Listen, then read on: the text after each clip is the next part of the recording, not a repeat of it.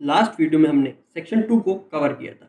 आज हम लोग सेक्शन 3, 4, 5 और 6 को कवर करेंगे, जो कि प्रपोजल के कम्युनिकेशन, एक्सेप्टेंस और रेवोकेशन के बारे में बात करता है। आइए एक एक करके समझते हैं। सेक्शन 4 कम्युनिकेशन व्हेन कंप्लीट्स के बारे में बात करता है, मतलब कि ये बताता है कि प्रपोजल कब एक्सेप्ट होगा। अब इसको एक एग्जाम्पल से समझ लेते हैं। मान लीजिए दो पर्सन है, ए और बी। ए प्रपोजल देता है अपने घर को सेल करने का बी को। प्रपोजल तभी कम्युनिकेट होगा जब बी को नॉलेज मिलेगी, यानी कि जो वो घर बेचना चाह रहा है उसके बारे में इंफॉर्मेशन बी को तभी पता चलेगी जब ए बताएगा। अब ए ने बी को प्रपोजल दिया तो बी के नॉलेज में आया। अब बी ने इसको एक्सेप्ट किया है कि तभी पता चलेगा जब बी पोस्ट ऑफिस में लेटर देगा। जैसे ही वो पोस्ट ऑफिस में लेटर देगा तो ए इसको एक्सेप्ट करेगा, यानी कि प्रपोजल का एक्सेप्टेंस हो गया। नेक्स्ट है सेक्शन 5, जो कि प्रपोजल और एक्सेप्टेंस के रेवोकेशन के बारे में बात करता है। पहले समझते हैं प्रपोजल के रेवोकेशन के बारे में, यानी कि ऑफर को कैसे टर्मिनेट या फिर रोका जा सकता है। वही एग्जांपल लेते हैं। ए अपने घर बेचने का ऑफर देता है बी को। बी इस बात का जवाब लेटर के थ्रू देता है। ए पोस्ट ऑफिस जाने से पहले ही अपना माइंड चेंज कर लेता है और ऑफर को कैंसिल कर लेता है।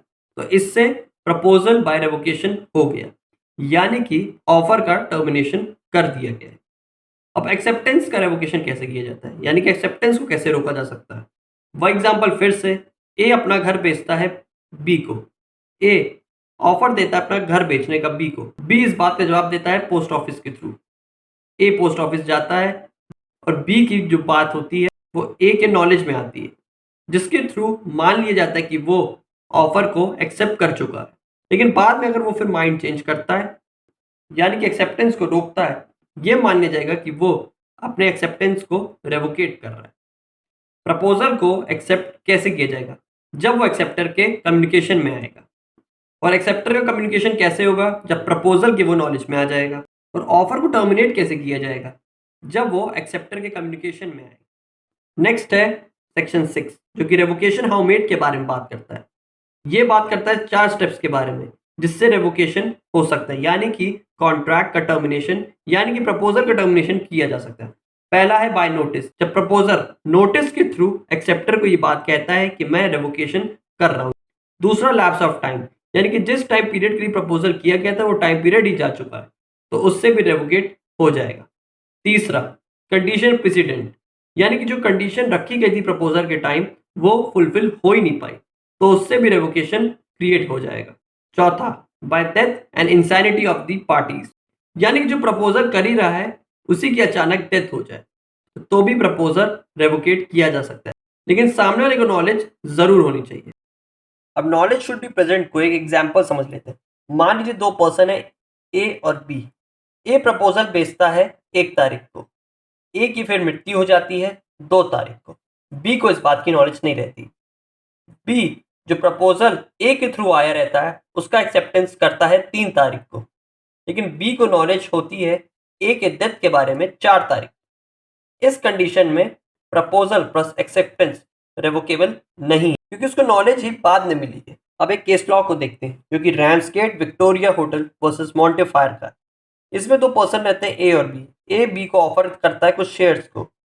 बी 6 महीने तक कुछ एक्सेप्टेंस नहीं करता है, यानी कि बी 6 महीने तक उस बात का कोई जवाब नहीं देता है। 6 महीने के बाद रेवोकेशन नहीं किया जाता है। बी उस ऑफर को एक्सेप्ट कर लेता है, लेकिन ए उस टाइम इंटरेस्ट नहीं रहता है।